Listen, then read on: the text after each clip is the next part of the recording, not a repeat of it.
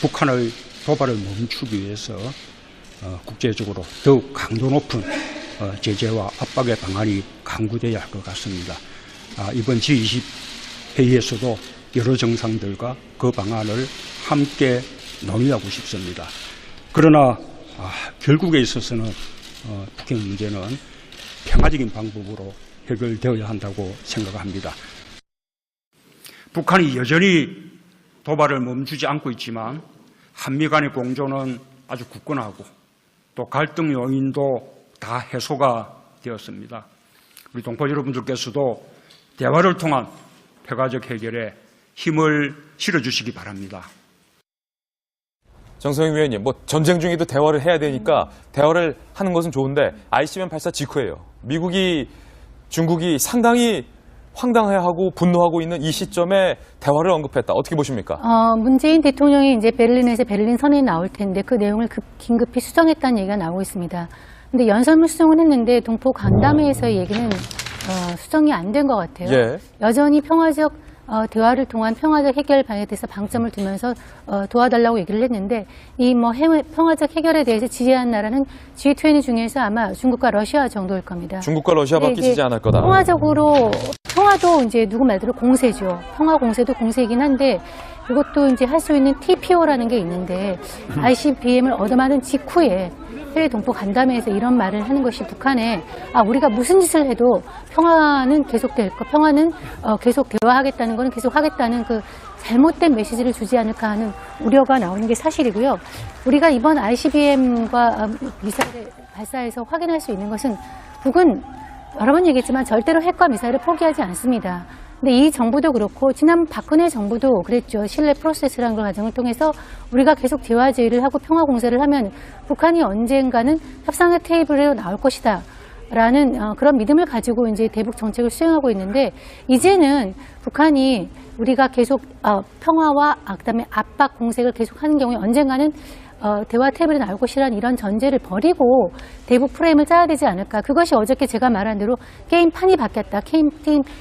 게임이 체인지 됐다. 판이 바뀌었기 때문에 이제는 그 전제를 버리고 대북 정책을 써야 되지 않을까 하는 이런 심각한 고민을 하게 되는 지점입니다. 예, 김관동 부장님.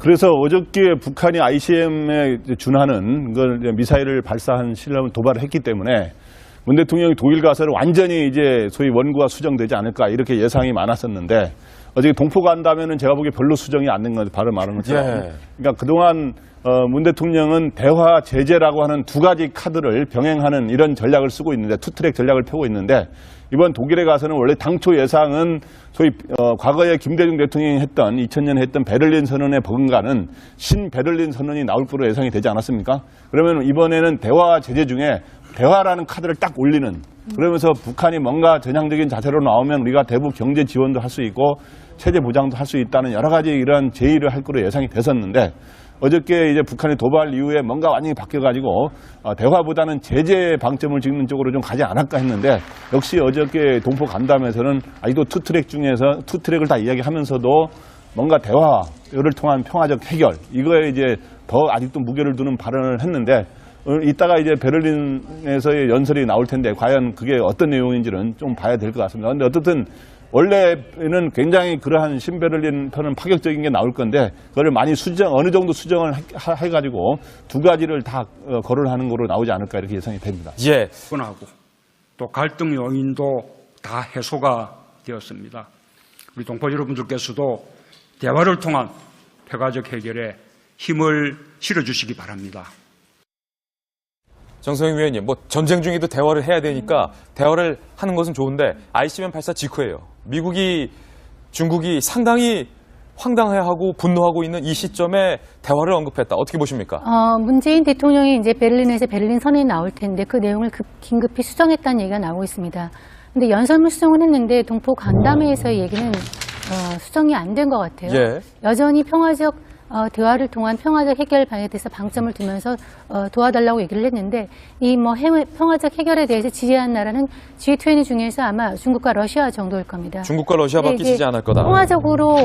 평화도 이제 누구 말대로 공세죠. 평화 공세도 공세이긴 한데 이것도 이제 할 수 있는 TPO라는 게 있는데 ICBM을 얻어맞은 직후에 해외 동포 간담회에서 이런 말을 하는 것이 북한에 우리가 무슨 짓을 해도 우리가 계속 평화와 그다음에 압박 공세를 계속하는 경우에 언젠가는 대화 테이블에 나올 것이라는 이런 전제를 버리고 대북 프레임을 짜야 되지 않을까. 그것이 어저께 제가 말한 대로 게임판이 바뀌었다.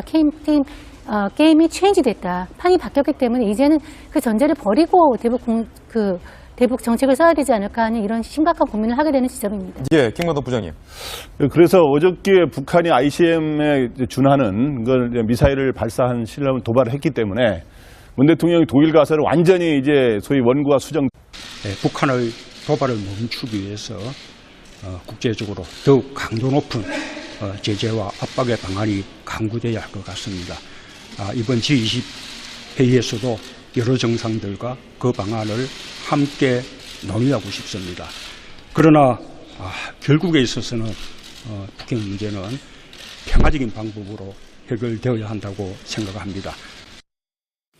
북한이 여전히 도발을 멈추지 않고 있지만 한미 간의 공조는 아주 굳건합니다. 계속될 거, 평화는 계속 대화하겠다는 것은 계속 하겠다는 그 잘못된 메시지를 주지 않을까 하는 우려가 나오는 게 사실이고요. 우리가 이번 ICBM과 미사일을 발사해서 확인할 수 있는 것은 북은 여러 번 얘기했지만 절대로 핵과 미사일을 포기하지 않습니다. 근데 이 정부도 그렇고 지난 박근혜 정부도 그랬죠. 신뢰 프로세스라는 걸 과정을 통해서 우리가 계속 대화 제의를 하고 평화 공세를 하면 북한이 언젠가는 협상의 테이블에 나올 것이다. 라는 그런 믿음을 가지고 이제 대북 정책을 수행하고 있는데 이제는 북한이